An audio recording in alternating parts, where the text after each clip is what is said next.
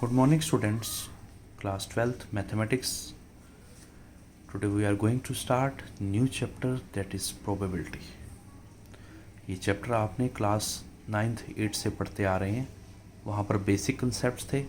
10th में किया, 11th में किया, कुछ इवेंट्स पढ़े. Simple event, single event, compound event, mutually exclusive event, exhaustive events, ये सभी आपने क्लास 11th में पढ़े हुए हैं. इन सब का तो यूज़ होगा ही होगा. इनके साथ कुछ नई चीज़ें भी आपको बताई जाएंगी.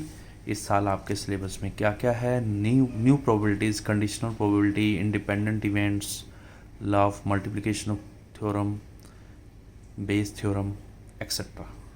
तो starting with basic concepts. probability of an event equal to number of favorable outcomes divided by total number of outcomes. Number of favourable outcomes divide by total number of outcomes. किसी इवेंट की probability क्या होती है? Na by ns, where S is called sample space. S is called sample space. Sample space क्या होता है? Total number of outcomes of an experiment is called sample space. 11th class में भी आपने सैम्पल स्पेस पे पूरी exercise solve की थी. एग्जाम्पल मैंने कहा कॉइन टॉस. कॉइन टॉस करते हैं तो या तो हेड होता है या टेल होता है.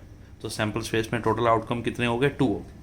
मैंने कहा कॉइन टॉस टुगेदर या 2 कॉइन्स टॉस टुगेदर या ट्वाइस वर्ड दिया जाए या 2 टाइम्स लिखा जाए तो टोटल आउटकम्स 2 मीन्स 4 आउटकम हो गए.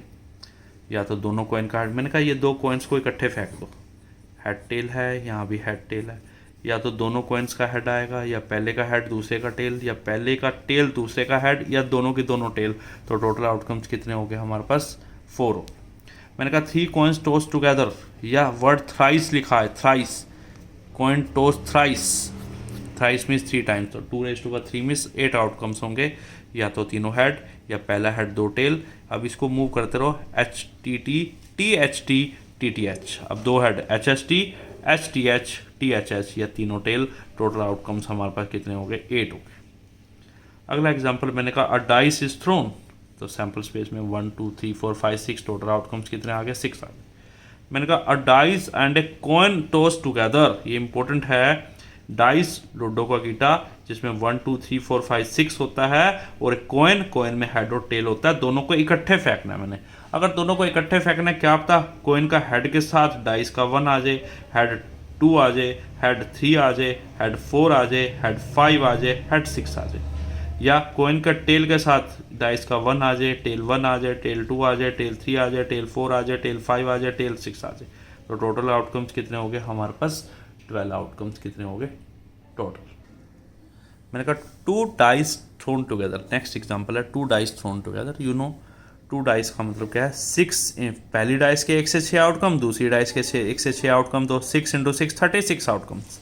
तो कैसे बनेंगे? यू नो 1 1 ये फर्स्ट डाई का आउटकम है, ये सेकंड डाई का आउटकम है. 1 1 1 2 1 3 1 4 1 5 1 6, 2 1 2 2 2 3 2 4 2 5 2 6, 3 1 3 2 3 3 3 4 3 5 3 6, 4 1 4 2 4 3 4 4 4 5 4 6, 5 1 5 2 5 3 5 4 5 5 5 6, 6 1 6 2 6 3 6 4 6 5 6 6.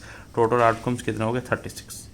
कई आपको प्रोबेबिलिटीज निकालनी सीखी हुई हैं, क्लास 10th में भी सीखी हुई हैं. मैंने कहा गेटिंग डबलेट. डबलेट में क्या है? 1 1 2 2 3 3 4 4 5 5 6 6. तो डबलेट में 6 आउटकम है. तो कितनी उनकी प्रोबेबिलिटी कितनी होगी? 6/36. ठीक है जी. तो ऐसे ही मैंने कहा अगर 3 डाइस थ्रोन टुगेदर, अगर 2 डाई फेंकी हैं तो 6 × 6 36 आउटकम्स हैं. अगर 3 डाई फेंकी हैं तो 6 × 6 × 6 216 आउटकम्स. इसका सैम्पल स्पेस बनाना इतना आसान नहीं है. 216 एलिमेंट्स को लिखना इट्स टफ. तो आप सीधा ही लिख लो 3 dice thrown together means total outcome in sample space 6 × 6 × 6 that equal to 216 outcomes. किसी भी इवेंट की प्रोबेबिलिटी 0 से बड़ी होती है और 1 से लेस होती है. प्रोबेबिलिटी अगर 0 है तो उसको हम इम्पॉसिबल इवेंट बोलते हैं. प्रोबेबिलिटी अगर 1 है तो उसको हम 100% श्योर. प्रोबेबिलिटी अगर 1 है तो that is called 100% sure event. Probability of A plus probability of not A, इन दोनों का सम 1 होता है. किसी इवेंट के होने की प्रोबेबिलिटी प्लस उसके ना होने की प्रोबेबिलिटी 1 होती है. ये क्लास 10th में भी पढ़ा था. Probability of A, not a को हम ए बार भी लिखते हैं. जैसे मैंने कहा probability of winning the game plus not winning the game, इन दोनों का सम हमेशा किसके इक्वल होता है? 1 के इक्वल होता है. क्लियर है बेटा? अब इधर ए और बी इधर ए और बी को लिखते हैं ए यूनियन बी। इधर ए और बी को कैसे लिखते हैं, ए यूनियन बी। यूनियन को हम कैसे लिखते हैं, दोनों को कंबाइन कर दे। ए में 1 2 3 है, बी में 3 4 5 है, तो यूनियन का मतलब दोनों को कंबाइन कर दो, क्या आ जाएगा 1 2 3 4 5, 1 2 3 4 5। तो इसका वेन डायग्राम क्या है, ये ए सेट है, ये बी सेट है। यूनियन का मतलब इन दोनों को कंबाइन कर दो, ये बन गया ए यूनियन बी। यूनियन को हम इधर और भी बोलते हैं, यूनियन को हम क्या बोलते हैं, इधर और भी बोलते हैं। इंटरसेक्शन, यह है इंटरसेक्शन, ए इंटरसेक्शन बी को हम क्या बोलते हैं, इंटरसेक्शन। दिस इज कॉल्ड, उल्टा यू को इंटरसेक्शन। इंटरसेक्शन का मतलब कॉमन, इंटरसेक्शन का मतलब कॉमन। तो ए अगर 1 2 3 है, बी 3 4 5 है, तो ए इंटरसेक्शन बी क्या है, इन दोनों में कॉमन, कॉमन दोनों में क्या है 3 है, कॉमन एलिमेंट दोनों में क्या है 3 है। ठीक है जी, ये उसका वेन डायग्राम है। तो probability of A union B का फॉर्मूला क्या है, probability of A plus probability of B minus probability of A intersection B. A union B को कैसे लिखते हैं, इधर और। Probability of A union B क्या है, probability of A plus probability of B minus probability of A intersection B. Union होता है इधर और, इंटरसेक्शन क्या होता है, बोथ हैंड। अब जैसे आपको बताया था किसी इवेंट के होने की प्रोबेबिलिटी प्लस उसके ना होने की प्रोबेबिलिटी, इन दोनों का सम हमेशा कितना होता है 1। वैसे ही probability of either or plus probability of neither nor, इन दोनों का सम हमेशा कितना होता है 1। इधर और होता है A union B, neither nor क्या होता है, ए यूनियन बी का whole bar, A union B plus A union B का होल बार, इन दोनों का सम हमेशा कितना होता है 1 होता है। जैसे मैंने कहा probability of X plus probability of X bar, दोनों का सम कितना होता है 1। एक्स को आपने ए यूनियन बी लिख लो, एक्स बार क्या हो गया, ए यूनियन बी का बार हो गया। एक्स को अगर मैंने ए इंटरसेक्शन बी लिखा तो एक्स बार क्या हो गया, ए इंटरसेक्शन बी का बार, इन दोनों का सम हमेशा कितना होता है 1। नेक्स्ट है events A and B are mutually exclusive. Two events A और बी को हम म्यूचुअली एक्सक्लूसिव तब कहेंगे जब उनका इंटरसेक्शन क्या होगा, एम्प्टी सेट होगा, नल सेट होगा। जिसमें उनमें से कुछ भी कॉमन ना हो, ये सेट ए है, ये सेट बी है, तो ए इंटरसेक्शन बी क्या है हमारे पास 5, इनमें कुछ भी कॉमन नहीं है, और 5 की प्रोबेबिलिटी क्या होती है 0। ए इंटरसेक्शन बी क्या है हमारे पास 5, और 5 की प्रोबेबिलिटी क्या होती है 0 प्रोबेबिलिटी होती है। क्लियर है बेटा। अगर probability of A but not B निकालना है, ए बट नॉट बी का मतलब ए ओनली ए, इसका मतलब क्या है, मुझे निकालना है ओनली ए की प्रोबेबिलिटी निकालनी है। ओनली ए का मतलब ये ए है, ये बी है। ओनली ए का मतलब सिर्फ ये रीजन, ये जिसको मैं शेड कर रहा हूँ, this region is called A but not B, that is only A. क्या आ जाएगा, ए इंटरसेक्शन बी कॉम्प्लीमेंट। और मैं कहूँ B no probability of B but not A क्या हो जाएगा, ये हमारे पास ए है, ये हमारे पास बी है, B but not A means only B, only B का ये होगा, दिस इज ओनली बी। और ओनली बी कैसे निकलेगा, इस पूरे बी में से, प्रोबेबिलिटी ऑफ बी में से इंटरसेक्शन बीच वाला, ये देखिए probability of B intersection A bar. ठीक है। अब डी मॉर्गन लो, अगर मुझे इसकी वैल्यू भी निकालनी है तो हम वो वैल्यू कैसे निकालेंगे, ये तब देखिए मैं यहाँ बता देता हूँ कि अगर मेरे को इसकी वैल्यू निकालनी है, ए इंटरसेक्शन बी बार की वैल्यू निकालनी है। ये आपको पता है ये ए है, ये बी है, and this region is A intersection B है, और मुझे सिर्फ ये रीजन निकालना है ओनली ए। ओनली ए कैसे निकलेगा, अगर इस पूरे में से, इधर देखिए इस पूरे में से, ये पूरा क्या है प्रोबेबिलिटी ऑफ ए में से क्या माइनस कर दूँ, अगर मैं इंटरसेक्शन माइनस कर दूँ, देखिए बेटे ये है जो उसको शेड किया हुआ है ओनली ए। ओनली ए कैसे निकलेगा, इस पूरे में से प्रोबेबिलिटी ऑफ ए में से, प्रोबेबिलिटी ऑफ ए में से क्या माइनस कर दो, probability of A intersection B minus कर दो, this is equal to only A की प्रोबेबिलिटी आ जाएगी। और ऐसे ही ओनली बी कैसे निकलेगा, इस पूरी प्रोबेबिलिटी में से प्रोबेबिलिटी ऑफ बी में से इंटरसेक्शन माइनस कर दो, ए इंटरसेक्शन बी माइनस कर दो, this is called only B. ये आपका क्या आ जाएगा, ओनली बी आ जाएगा। क्लियर है बेटा।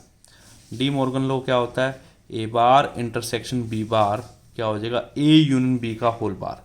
बेटे अलग अलग का बार, ए का बार इंटरसेक्शन बी का बार इक्वल टू इंटरसेक्शन बन जाएगा यूनियन, और अलग अलग का बार क्या बन जाएगा, होल का बार। तो जैसे मैंने कहा probability of not A and not B की वैल्यू बताओ। नोट ए का मतलब A bar, and means intersection, not B का मतलब बी बार।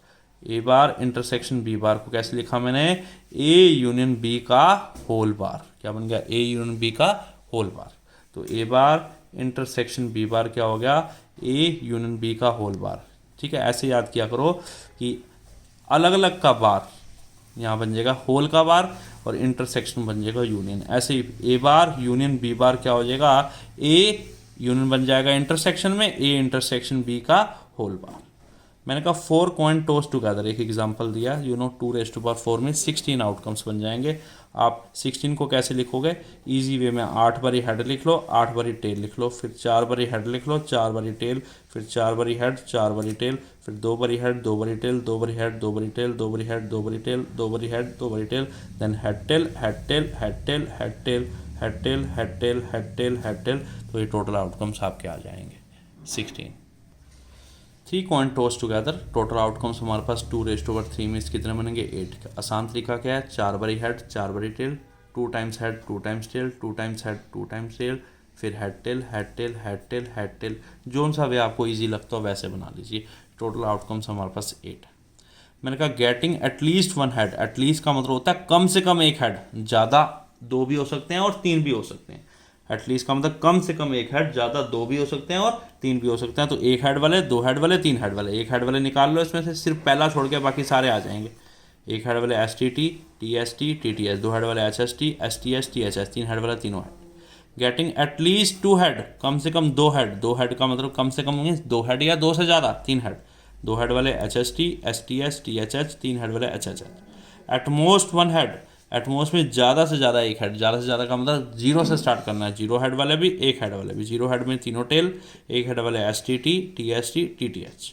गेटिंग एटमोस्ट 2 हेड, ज़्यादा से ज़्यादा 2 हेड, ज़्यादा से ज़्यादा का मतलब 2 हेड का मतलब 0 हेड, 1 हेड और 2 हेड। 0 हेड वाले तीनों टेल, 1 हेड वाले STH, इधर देखिए 1 हेड वाले लिखो, 1 हेड वाले क्या है TTH, STT, STT, ठीक है, TST। और 2 हेड वाले क्या हो गए हमारे पास HTH, THH, HST। ये हमारा आ गया getting at most 2 head. Clear है बेटा, क्लियर है। यहाँ पे H मिडल में लो, टेल यहाँ लगा लो, ठीक है। ये बन गया THT, TST।